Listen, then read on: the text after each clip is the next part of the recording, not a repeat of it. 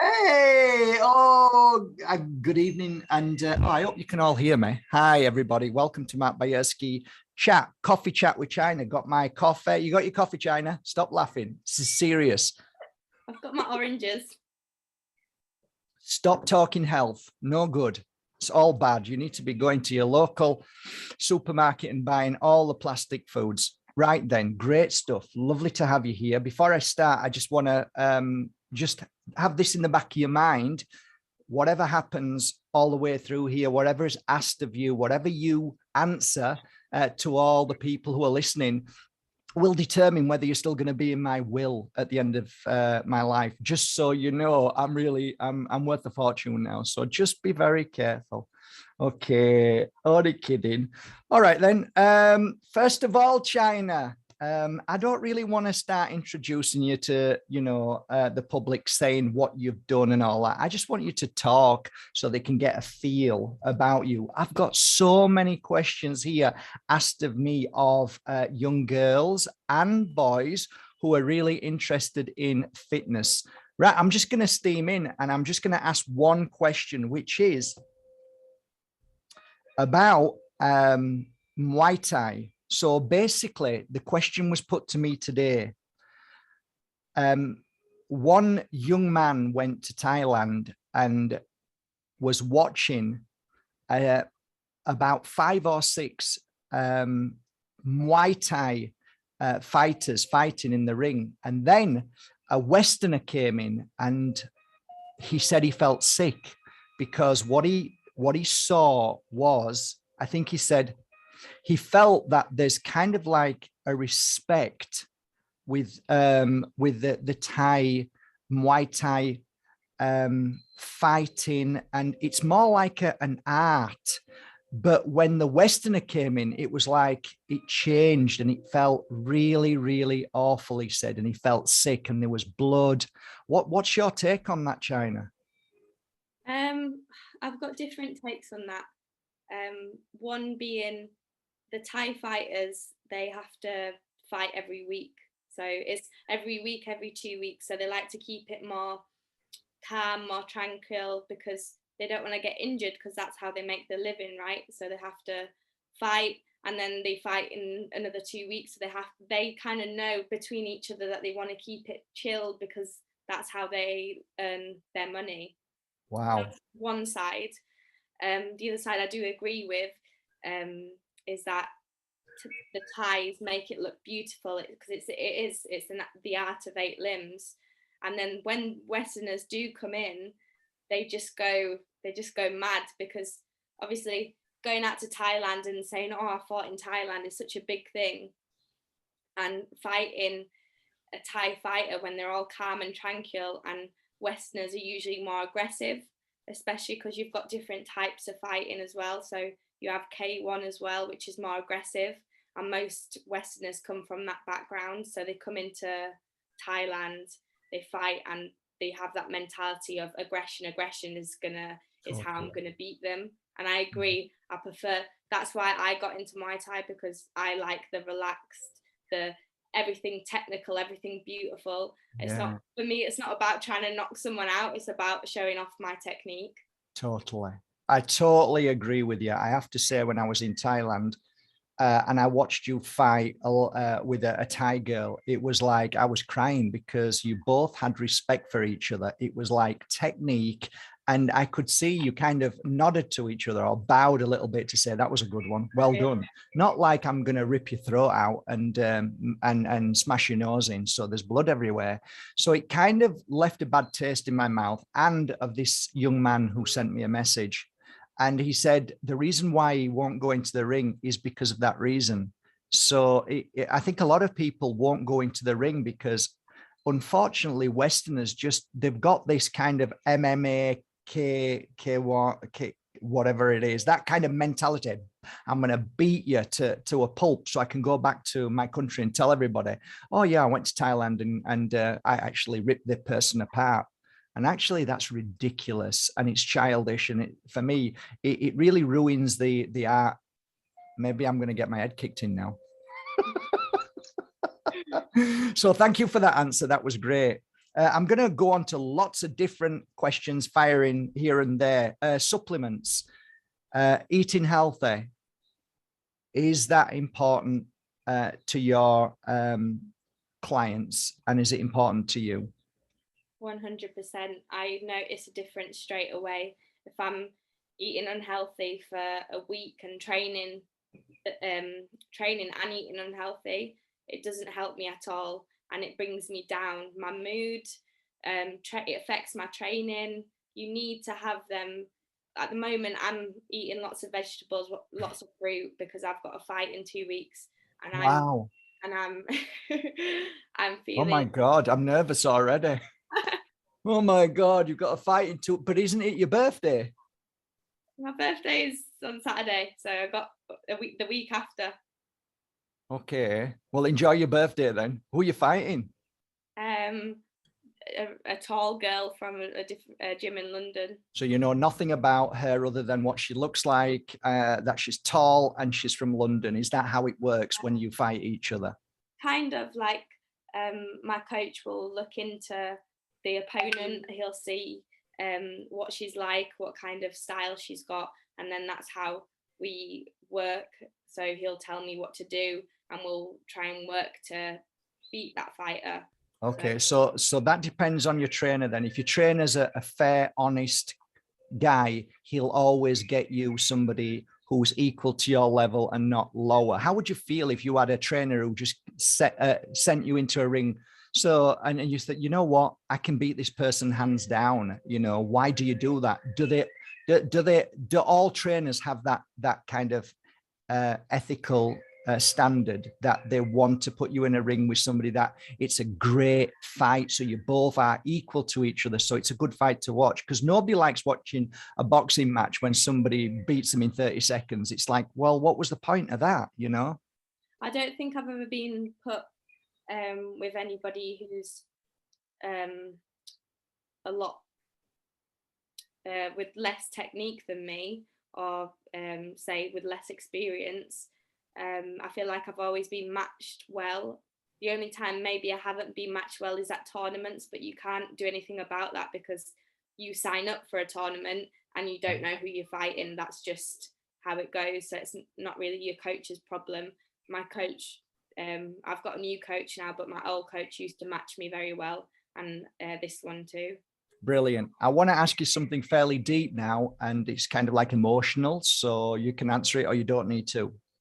What I recognized with you, China, is when you went into the ring, most of the time you'd come out and if you'd lost the fight or it was a draw, you would say, I should have won that fight. Now, the question here I want to ask you is, what made you understand that you could have won that fight, and what made you draw or lose that fight? This sport is such a mental game, and it has so much impact on your mental strength. And going into the ring, it's hard because when you go into the ring, you can't be calm. No fighter could tell me that you're in the ring and this is calm, this is great. I just feel like I'm having fun, maybe after like a lot of experience, but once you're in there and the nerves are running through your veins, you just can't feel your whole body. And you just, after the fight, say I've lost my fight, as you said, I've come out sometimes and I've said I could have won that fight. It's mainly knowing my ability, but there's that extra gear. This is what my coach says. So you have like gears on a car, yeah, and you've got 5 gears or 6 gears. You have 6 gears, but actually you've got 10. Okay, so you could go to that 10th gear, but you have to push it. You could always go to that 10th gear, but it's all in your brain, and that's what you have to think. You have to defeat that and push forward. Right. And sometimes I just can't. Sometimes I get stuck on the 6th, and that's it. Can't go further. Yeah. You know, when you're in Thailand, what is when you go to train? Obviously, you go to Thailand because you want to train, and you want to train with the best of the best, which you have done. So, for the people listening, they're probably interested in this. What is a normal day, morning and night training? How, just talk us through it. Okay, so usually we'd wake up at 6 a.m. We'd go for the 5K run. Usually we like getting into back of a van. This is my favourite gym in FA group in Bangkok. We'll get in the back of a van with all the Thai fighters. They'll take us to the park. No seatbelts, no nothing. We'll jump out. We'll run around the park 2 or 3 times. I do 2 times because I'm not that fast, but a bit, and it's very hot. And then we'll jump back in the van, and then we'll go to the gym, and we'll start training at about 7:38. We'll go straight into clinching, which is like kneeing and grabbing and stuff, which is, we do an hour of that, and then we do pads for like an hour and sparring. So you have like 2 to 3 hours training in the morning, and then you say goodbye to everyone, go home, shower, eat, and then you're back again at 3 o'clock for another 2 to 3 hours training. Finish at around 5 or 6, and then that's it for the day. But it's very intense. It's more like pad work, sparring, and a lot of cardio. And because of the heat, it's so exhausting, but they make it enjoyable. Yeah, if you say so. Yeah, I did one day and I was traumatized for a year. But it was, it's amazing how you guys just want to do it. It's like, just get me out of here and find me a deck chair somewhere by the sea. That was really interesting. Yeah. And in that time when you're training with these amazing fighters who have done it since they were born and probably pulled out of the womb, and then their mums say, go and fight. It's like these guys are, they're actually quite nice guys. They're nice people. They really are that kind of training. There is one thing that I have to say, and this isn't about judgment over people. This can happen anywhere in the world. But one question I want to put to you, that is, some of my clients, young teenage girls, 18, 19, 20, 21, up to 26, 27. Over the years, I had teenage girls come in and had not such a positive experience there because of one thing or another. Is there anything that you might want to clarify on that? Is there anything that if a teenage girl wants to go over there and a mum says, no problem, I love you, you go there, what would you say to that teenage girl today? Is there anything that you would want to pre-warn her about or not? Yeah, I would, to be fair. As I said, I've been going to Thailand for a long time, since I was 16, probably every year now. And recently I've just realized that it's all the people are very nice, yeah, but some of them have a different way of thinking. Right. So, and I get a lot of people, and I met a lot of girls out there who went through experiences with the Thai trainers being very full on with the women, with Western women. Full on, what does full on mean? Meaning a little bit past professionalism and going into more like being seducing or trying to be, trying to strike up a sexual relationship, something like that. Yeah, that does happen. Yeah, a lot, and I see it a lot. Because, and you'll get it, you'll get all the Western fighters from England, they know it. Like, I didn't really realize it until this year, and some of my coaches over here was like, oh, didn't you know this? And I was like, no, I had no idea that they could be like this. And yeah, they're very, as you said, they try and seduce you and try and take you out. And I'd just say, go there with a mind that you keep it professional, you go to train, and then go out with the fighters, all of them as a community. Yeah, but don't one-on-one. Well, that's great, and that's good, because that might help somebody. And let's be honest, and let's be I'll play devil's advocate. This could happen anywhere, China. Yeah. Right? This could happen anywhere. So, but it's good to know. So that would be my take after my clients have come back and had traumatic experiences. So keep it professional and don't just make a decision in your mind. I'm not going to go out with any boy who's a fighter. But in that respect, you're going to be safe, really. And in fact, I'm going to go out there. I'm not even interested in boys. I'm just going to train. That's probably the best mindset. Do you think? Yeah, definitely. Yeah. Yeah, brilliant, brilliant. Okay, so what's your daily routine? Talk me through today. What have you been doing today? Right from this morning. Please tell us. So I woke up at 7 a.m. I had my porridge and my pineapples, and then I went to my friend. He works at a gym, and we did 30 minutes each, like sparring to practice, because we have to kind of practice outside of our own training. Why?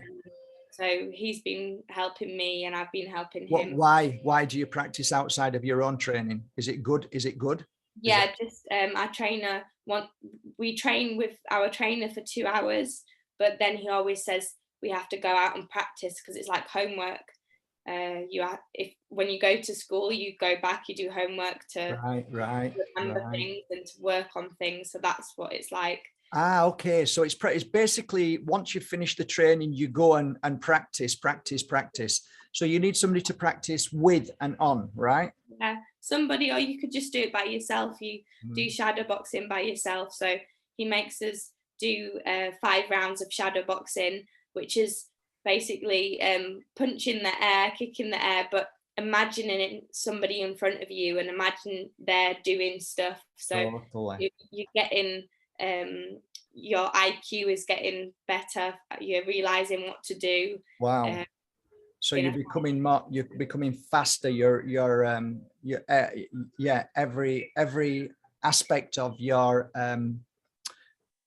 what's the word I'm looking for? I can't find it, but your reactions are becoming faster and more precise. Is that what you're saying? That's what you work on. So I had a fight with my shadow. I did some shadow boxing and lost. The shadow actually beat me. So I don't bother with that stuff anymore. So you went and you did your training. I'm sorry, jokes are free here. I'm not going to charge anybody for them. I know I'm so funny. I'm hilarious. In fact, many people say I should be on TV just so that my daughter can switch me off. Do you think your father talks too much, China? Don't answer that. Remember the will. Okay, so you actually go and do half an hour of homework. What did you do after that? Is this a normal day today, by the way? Or okay, what did you do after the half an hour training? I came back home.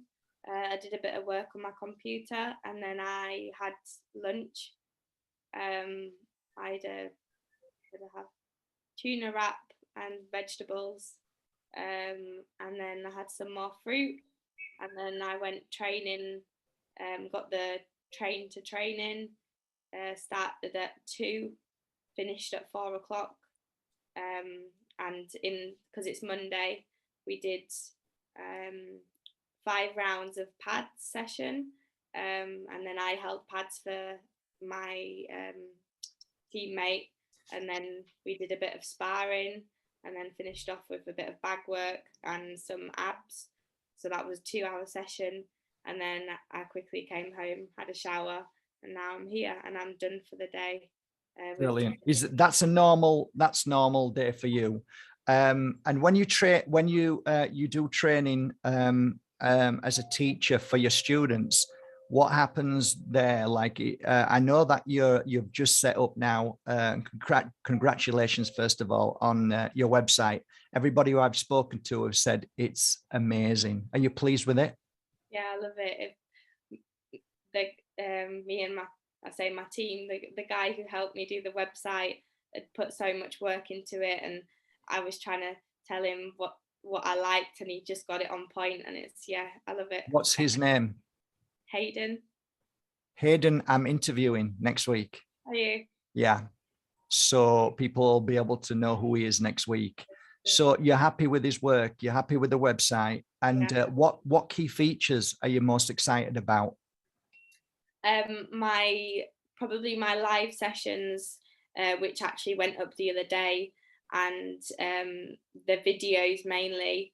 I'm excited about all of it. There's so much that, and I've got boot camps in there and personal training sessions. But yeah, definitely the live sessions. I want to build up my members, and it'd just be amazing to see, say, 300-400 members on my website logging into a Zoom session with me, doing a bit of Muay Thai or fitness or rehab. I've got fitness, rehab on there. What's rehab? Is that because to me rehab means that you've just come out of a junkie, relationship with yourself. Rehabilitation. Yeah. Like I've got really bad shoulders, so I have to. Last year my collarbone came out and I fractured my shoulder, and this one pops out on the regular. So why do you do it for? How's the training? I'm all right. I'm going to the gym. Yeah, you remind me of your mum. Yeah, don't do the London Marathon, Susie. You're not well. Your leg is like falling off. I'm doing it. Do you remember? Yeah, you're like your mum. So this is interesting, and I think my clients may be interested. If they wanted to do a one-to-one with you, what would be the procedure of that? Go to your website and then send you a message? Yeah, so you could send me an email. There's an inquiry box. Yeah. So people have been messaging me inquiring about either personal training sessions if you are living in London. Right. If I could get to you. I've got spaces in a gym, 2 gyms that I might be working with. So either indoors, but my clients usually like it outdoors because it's not sunny currently. Yeah, but normally when it's sunny, you like to be outside. It's brilliant. Yeah. It's brilliant. That's why you should come to Spain. You'd have a lot more clients, but you stay in London. That's fine. Just forget about your parents. Don't worry about them. They're not important. That and not live sessions, sorry, online sessions. So that's via Zoom. So say if somebody from Spain, America, or what if we go on lockdown again? This is going to be vital. This is going to be, I'm hoping it isn't, but I've got a strong feeling lockdown's coming. So they'll be able to contact you and say, look, China, I feel, I don't feel good. I feel bad. I feel really bad. I mean, because let's be honest, China, if you didn't have this exercise thing, do you think you'd be very balanced and happy, or do you think you'd be all over the place in your mind? Do you need exercise to bring balance to your life? 100%. Right. A lot of people don't understand that and don't realize it until they start exercising. Yeah, I know. Absolutely. That. Totally agree with you. So the thing is, you and what about if somebody wants to contact you and they're in, I don't know, the Philippines, they're in America, and they want to bring you over and they want to train with you? Are you willing to do that for a week, a month, 6 months? What are you willing to do? Anything at the moment? Or is it there's certain things that you just say, this is my limit? I'm willing to do anything. I did, I think about a year or 2 years ago, one of my clients who I was training, they have a holiday home in Costa Rica, and they brought me over for 2 weeks, and we did a morning session. Then they went out and explored the beach or wherever. Then they came back and we did an evening session, and we did that for 2 weeks. And yeah, you're a Muay Thai nanny. No, Muay Thai. Brilliant. I taught. It was actually mainly for them. The mum and the dad. They were, I think they're in the 60s. But she loves it. She still messages me now and she still does it. They live in Bermuda. But yeah, they loved it. I hope they're still there next year. They might just disappear. You never know. Well, I Bermuda Triangle. Very good. Very good. Yes, that's right. Okay. Health supplements. We've done it. As your father, yeah, has your father ever pushed his beliefs on you? Pushed you, as in what you believe? Yeah.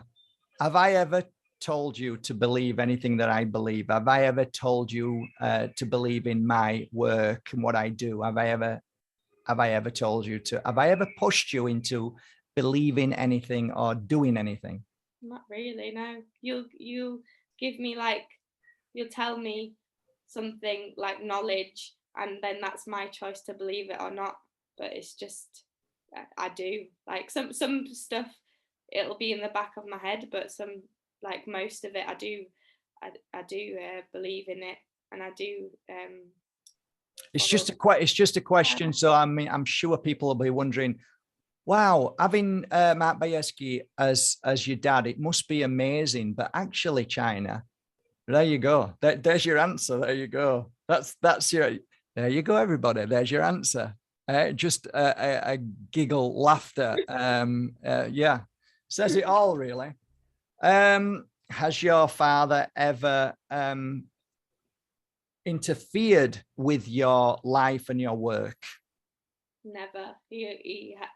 In fact, it's the other way around. He'll help me and push me towards where I want to be. Have I ever told you not to do something? I think only if it would affect me in a bad way, but not. So in theory, what you're saying is he's not really there, really, is he? I don't really know him. I don't even know who he is. Wait, who's my dad? I can imagine when you're older, you're gonna. Yes, you could be, but I don't think so. You've got the same energy as me. You don't stop, which is quite beautiful. What does this say? What knowledge have you gained with regards to emotions and stepping into the ring itself? What have you gained through personal, like if a young girl is nervous and worried, by what you've learned in the art of what you've learned and stepping into a ring, what have you learned in life? Has that helped you at all in life? And when you meet other girls like you who's never done what you do, can you see the difference? 100%. I say this all the time to people who ask me why I got into this sport, and I tell them how it's helped me, because I first started when I was, I think, 13 years old, and I was a kid that got bullied. I didn't have a lot of confidence in myself because of the bullying. Soon as I got into this sport, after the years, my confidence started to grow. The people you surround yourself with as well, because it's kind of like a community. And most gyms, most gyms I've been to, the community there, it's all about family, and it builds you up, and you get to speak to different people. Another thing is, this sport is about respect. As soon as you step in the ring, there's some people who probably they just do it because they want to, oh, it's cool to be a fighter, but you get probably 85 to 90% of people who are in the ring, and they respect each other. They understand that the amount of training you put your body through, the amount of weight loss and dedication, you have to respect each other. So I'd say confidence and respect for other people, and determination, all of them. I actually had a t-shirt ages ago that said belief, respect and dedication. So maybe you should have one made with your name on. Yeah, I think that's a great idea. Okay, great. I've done that. So these are questions which are asked. Is fighting about predominantly, is going in the ring predominantly about winning your opponent and winning the match? No, I don't think so. I think going in there and doing your best. And I think most coaches will say this as well. Probably, I'd say most of coaches would say that if you go in there and give it your all, give it your best, note that you don't come out of the ring saying, "Oh, I could have beaten her. I could have done better." Right. That's what you want to feel. You want to go out of the ring and be like, you know what? I might have lost, but I did everything that I could have done, and the better fighter won, and that's it. Yeah, I mean, I don't know if you ever remember, but I used to try and drill into your mind every time you went into the ring saying, look, China, you need to have 100 fights before you really start fighting. So just go in there and just have 100 fights. And there was a reason why I said that, because if you're worried about losing, the chances are you're going to lose. If you go into a ring saying, I'm going to win, then that to me doesn't, I don't know what it is about that, but for me, my attitude is I'm going to enjoy the fight. I'm going to see how much I learn from it. And if I win, that's great. If I don't, then I'm going to really get so much out of this fight and I'm going to enjoy it.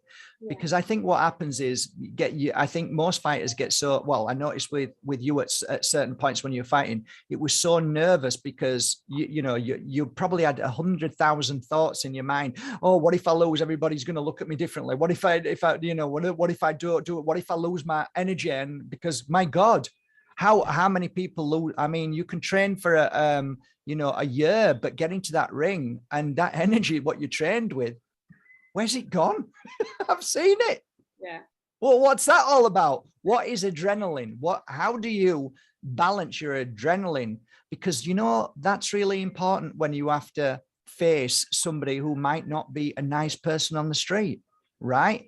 And if you get nervous and frightened because somebody's coming to maybe, trying to, grab you or something, that adrenaline, that actually, for me, what I've realized about adrenaline, China, is that adrenaline is there because the enemy has caught you as an animal. So a tiger's caught you being a sheep and it's now going to eat you. And the adrenaline kicks in this, it's a special chemical that you don't feel any pain, right?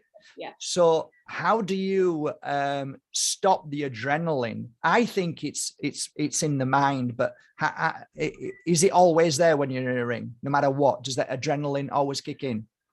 For me, it always kicks in. I think for most fighters, it'll always be there.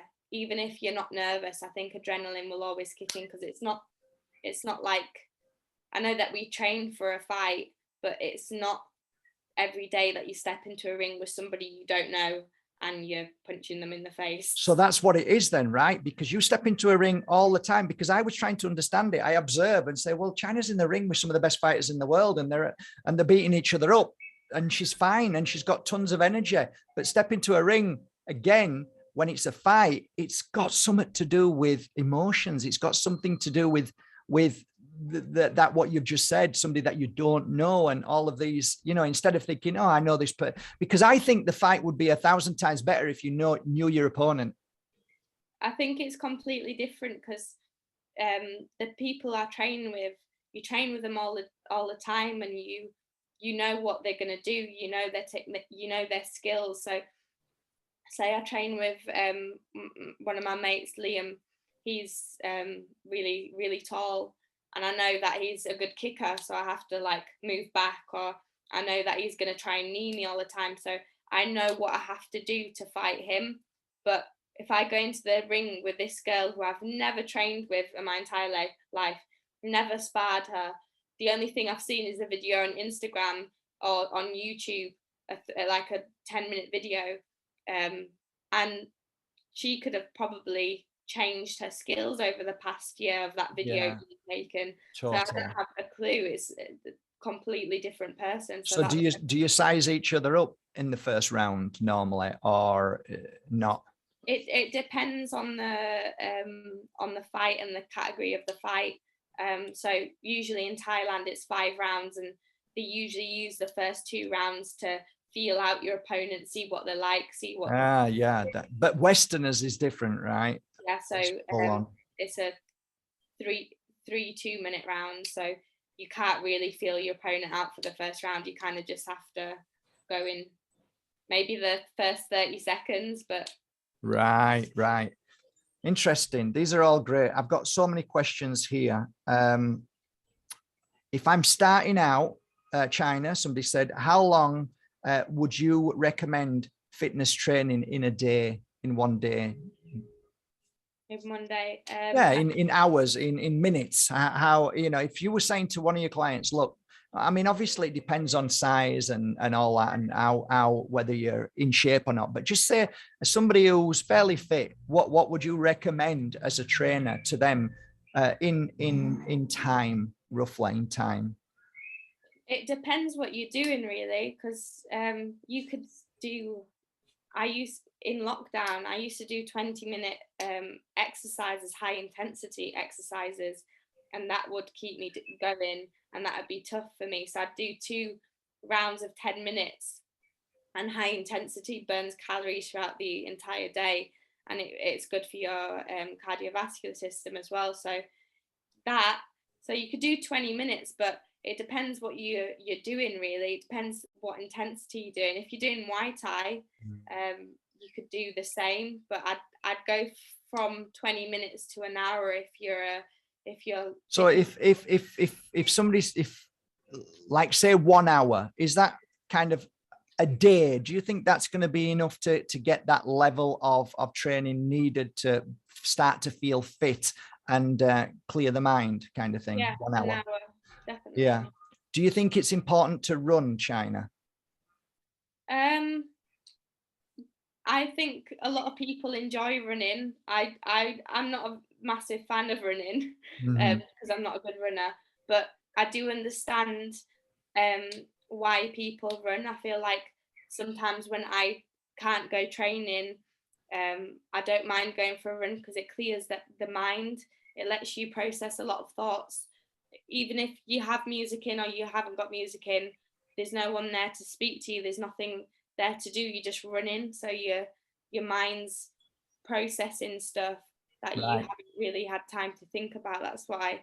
Totally get it. So if you're looking at somebody like me with obviously an amazing body, you wouldn't really need to, like, push me at certain points.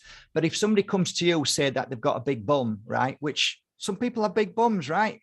How do you notice that and say, okay, this is what we need to do to trim your bum down, or a big stomach, or whatever, or I don't know, water retention, whatever. But do you look at your client before you start and know how to train certain parts of the body more, or is that not how you do it? How do you do it?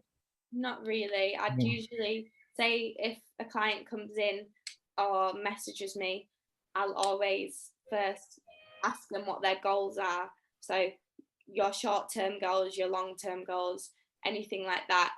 What do you want to do? What is it? Do you want to tone up? Do you want to build muscle? Do you want to lose fat from certain areas? That's when they tell me what they want. Because say if somebody comes in with a big bum and they want to keep that big That's bum. not very nice. What would you say that? They want to keep it and they just want to tone up. Well, they want to keep the big. They're really in fashion, though, aren't they? Big bums now. Yeah. And especially for husbands who can put the coffee on there too. I mean, that's amazing. Who needs tables these days? No, you're absolutely right. So the question is, I wanted to ask, all that's great. The question here is training a kind of 6-week thing, or do you believe training is a lifelong journey, in your opinion? Like, you can't just train for 6 weeks or to go on that girls' or lads' holiday. Exactly. Exactly. It doesn't work like that, because not only does it make your body fitter and healthier, it makes your mind healthier. So if you're, for example, if you're eating vegetables and fruit for 6 weeks, and then after you're going to McDonald's because the holiday's gone, you're going to McDonald's and drinking beer and all that, that's going to have an impact on you. Do you think eating McDonald's and having beer has an impact to your emotions as well as your body weight, mass, and illness? Yeah. Because obviously I do it as well. I think everybody does it. If you have, like, say I have like a bad week or bad few days, and I'll crave something bad and I'll have it. That's really interesting. If you feel bad, you crave something bad. Wow, that's a good one. Feel worse, right? Wow, that's really interesting. Down and down. So I've realized now that if I'm feeling bad, I need to go for a run, I need to eat healthy, I need to, and then Get it you just back up, builds you mate. up. I need to read a book. I don't need to sit down and watch Netflix and eat a burger. I'll do the opposite. Brilliant. Has there ever been a book that you've ever read that has been so profound? Remember the Will, that you really like. Remember the Will. I'm just kidding. You don't need to mention my books. No. I know it's good. I know, but no. Seriously, have you ever read any books that you've got something out of and thought, wow, that's really helped you? Yeah.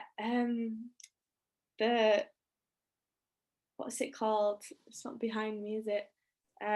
Who wrote it? Don Miguel. Ah, Rodriguez. Yeah. Don Miguel Reese. Yeah, he's. Yeah. I was gonna write in the same book as him as well. We were gonna do a book, and The third agreement. Something like that. The agreements. Yeah, brilliant. Well, people will look into that. Yeah, he's a beautiful soul, no doubt. Spanish as well. Yeah. With that name, can you imagine? That, and I'm reading a book that my friend gave to me at Christmas. Yeah. It's not the time to be alone. And that's, oh my God, I was going to ask you that question. I was going to ask you the same question about being alone. How do you feel?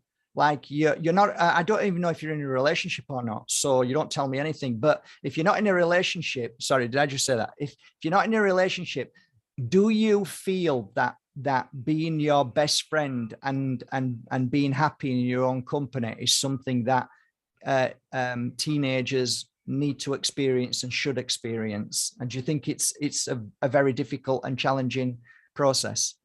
Yeah, it definitely is. I mean, I'm still not where I want to be, in the meaning that I'm not 100% okay with just being by myself. Like I do when I'm alone for a long period of time. I'm like, oh, I need to do something. I need to go out. I need to see friends. I need to, which that's okay. Yeah. But I also need to do things for myself, and I need to work on me. And I think that being alone and not relying on someone, say a partner or a friend, is so important, because at the end of the day, and that sounds awful, they're not always going to be there for you, even if like it's your husband, your wife. Like, yeah, we all come into this world alone, and we're gonna go die alone. That's really deep, but it's important that you love yourself, because that's the only kind of love that you actually need. We've been programmed in this world from coming out of a womb to be told that you need to get married and put that wedding dress on and have children and have that house and that car and the 2 weeks holiday. What do you say to that? No, I've never been that person. I've always said that. I've always been different, and most of my friends have, as soon as college finished, they go to uni, they're in a relationship. Some people I know were engaged, not engaged now, but are having kids and that, and I didn't want that. I didn't want to go to uni. I didn't want a piece of paper that I'm like you. I'm so bad at studying, and I hated looking at a piece of paper and having to memorize it. I remember when you came home and said, "Why do I have to do this, Dad?" It was the worst thing I ever been through. It was awful. And I'm saying, I'm sorry. I totally understand. Yeah. And because it's like prison. But can I ask how old you are at the moment? Because you'll be turning. So I'm turning 23. Wow. And you're single. What's wrong with you? That's what you get, though. It's incredible. The judgment out there is incredible. It really is. Interesting. So you've got a fight coming up, China, in 2 weeks. Thanks for letting me know. It's really good. So that's great. And that fight you're training for now, I presume? Yeah. Okay. How's your custom base building? My custom? Yeah, your custom base, how your client base, your customers, how are your clients? Are you building up clients, or is it more about training at the moment? What are you, because it's the launch of the site. I mean, if you get like 30 or 40 people after this come on wanting to train with you, are you going to be able to manage that? If, let's say, 50 people decided to want to have personal training with you, can you easily fit that in it, or is there any kind of waiting list, or do you just play it by ear? How do you do it? So I usually have mornings and evenings free. The only 2 hours of the day that I'm training is that slot. So what times can they, if they were, say, to call you tomorrow, what times are you available to train them? The only times I'm not is from 2 till 4. So from 2 anytime, yeah. So would you be interested? Like, I mean, what if somebody's in America, you know, and things like that? How do you deal with that? Because for me, it's quite challenging. Yeah, obviously the time zone difference. So we just have a conversation either on Zoom or via email, whatever. Yeah. And see what kind of hours they could do and what I can do, and then we'll just meet in the middle. Okay, brilliant. Well, that's great. So I think really that's it, apart from just finalizing on something. When you were a little baby, me and your mum noticed that you would go back into your bedroom and take all your clothes off, which we lovingly ironed and put on you and made you look amazing. You'd spend about an hour to 2 hours up there, and like we'd be going, what is she doing? And you'd come down with either Wellingtons on a 40-degree day, and you'd insist on wearing them. Can I ask you, do you remember any of those occasions where you were China Bajerski, as stubborn as anything? What was going on in your head? What was that all about? Could you explain to us? Because I think a psychiatrist would love to try and dissect that and work it out. Do you remember? You don't remember? Yeah, that's a great excuse. That's quite an amazing excuse. Do you remember when your father did your hair and your mum did your hair? So it was out here and it was purple. I remember that. Do you remember the feeling of walking into the playground and somebody laughing at you, and you realized they were actually not laughing with you, they were laughing at you? It was that point you were really upset, right? Yeah. Yeah, there's a difference between laughing with you and laughing at you. You looked amazing, by the way. I thought I was gutted that another kid could laugh, but actually they were just laughing, I guess, at what they saw, truthfully. Do you remember your first ever teacher called Mr. Hobbs? Yeah. What kind of teacher was he? It was a long time ago, but I remember he was an amazing person. It was lovely. Did you remember your name? Yeah, always. He remembered everybody's name. But his name, yeah. He was an amazing guy. So looking back on your life now, just to sum it up, China, is there anything that you would change about your life? If you could look back and think, I would like to change that. Is there anything to where you are now and what you know about life? Is there anything that you'd put to any teenage girl who's watching, who might be bullied and who may come to you now for training? That's an interesting point, by the way, China. When somebody gets bullied, right, and then they come to you, what is it that stops the bullying by the bully when the person's being trained by you?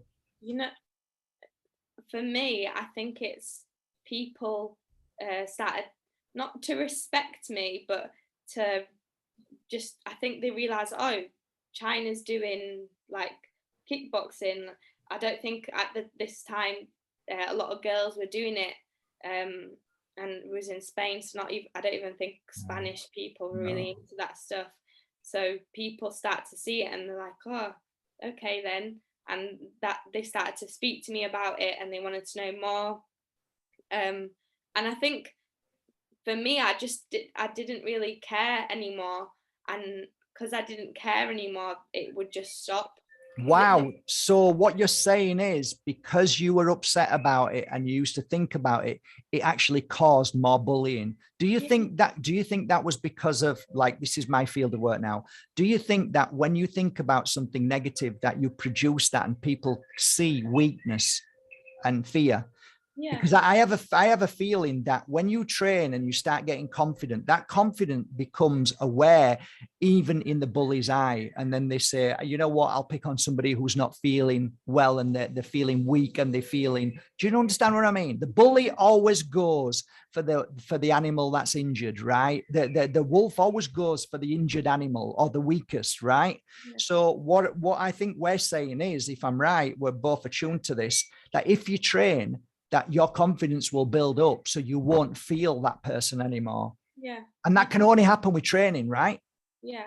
Because you start to feel better about yourself. Like not only training, just taking care of yourself, like eating healthy and reading books and just focusing on yourself instead of doing all the opposite of what I've just said. I feel like if you are eating unhealthy and you're, like as I said before, just watching Netflix, getting upset about what people are saying, you're just gonna fall into that hole and you're not gonna be able to get out. You need to build yourself up, and they're gonna see it and they're gonna be like, oh, she's not bothered about it anymore. So like every action has a reaction, right? But Right. you can stop that easily. Somebody says something nasty to you and you say, okay, they'll be like, what? Why is she saying okay, I'm not gonna say it again. Why isn't she reacting to the way I want her to react? You're right. So when a bully targets you, your reaction shouldn't be what they're wanting or expecting. Totally. It's like playing a game of tennis with a bully. If you just drop the bat, then they've got nobody to play with, right? Interesting. Thanks, China. That's brilliant. Is there anything that you'd like to say before we end this wonderful 1 hour? I think it's been about an hour, right? It's been about an hour chat. That's enough, I think, for our guests to know who you are. They can make their own minds up to whether China is truthful, genuine, and not a pickpocket, you know? Hey, what would you do without a father like me? Eh? Life would be good, eh? Wouldn't it? You'd be shining every day. Listen, it's been great talking to you, China. You're amazing. You really are in so many ways. What you've been through in life, your experiences, your challenges, and the fact that you've never stopped believing in your work. You've traveled all over the world. I could have gone into all of that, but I didn't. But you've traveled, you've trained with some of the best fighters in the world. I know that you chased that. I know you wanted to train with the best to become the best. See, most yoga people only practice yoga because the yoga teachers never tell them to become the teacher. So they'll always be a practicer, whereas you wanted to be the teacher. And that's what you've done at such a young age. So you should be proud of yourself. You've done great work. Your website is, for me, equal to your abilities. And I think I really hope people will come and train with you. Just on a final note, if you don't mind me mentioning, China, I wanted to, you probably already know, I wanted to surprise you by putting one of my crystals on the my website, which is Besanites 46. It's here in my hand. It's one of the most beautiful crystals in the world. It's a museum piece. If anybody wants to be in with a chance to win this beautiful piece, then all you need to do is go to the link below. That's China Bajerski's website, and join for 1 month her amazing videos and membership for 1 month. If you decide to do a 12-month membership, you'll get 12 tickets. You will be entered into the draw. Is it Monday today? Monday, yeah, Monday. So Tuesday at 6 o'clock, I'll do the draw. Now, there isn't that many people who have bought a ticket, so now's your chance, and the chances are pretty high. So there you go, guys. I just wanted to say that because I would also like you to support my daughter, because she's amazing at what she does, as my son is as well. Both amazing fighters. I'm the lover of the family, but that's the way it is, and I'm happy with that. Anything you want to say, China, before we finish? Just that I hope everybody who signed up or is going to sign up enjoys the videos, and I'm always here to help. So If Brilliant. anybody has any questions, any doubts, just feel free to message me, and I'll always get in contact with you. Brilliant. And the Zoom, are you going to be doing Zoom lives and things like that? So I'll be doing 2 Zoom sessions a week, live from my bedroom or the garden. Would you also do me a favor, and could you maybe on one occasion, can you do a Zoom for YouTube and send it to me, and I can show people one of the sessions at some point? I know whenever you can, and then it gives them an idea of what kind of training it is, and then they can come over. That would be really helpful as well. There will be different types of training anyway, so it'll change every week. If you're a member, you could just go onto the live video section, and it'll tell you in advance what days, what training, and when. Brilliant. That's great. Well, we all wish you the best, from my heart to your heart, and your mum also wishes you. She was so excited to know that you were on the show, and she'll be the first one watching, and we're very proud of you, China. Thank you so much for being amazing and shining your light in this world and helping so many. I know we haven't talked about the children, which I know you love training children. So I next time I have you on the show, we'll specifically talk about training children and why you enjoy it so much. But until then, take care of yourself. Love you to bits, darling. Take care. Thanks, China. Bye. Bye.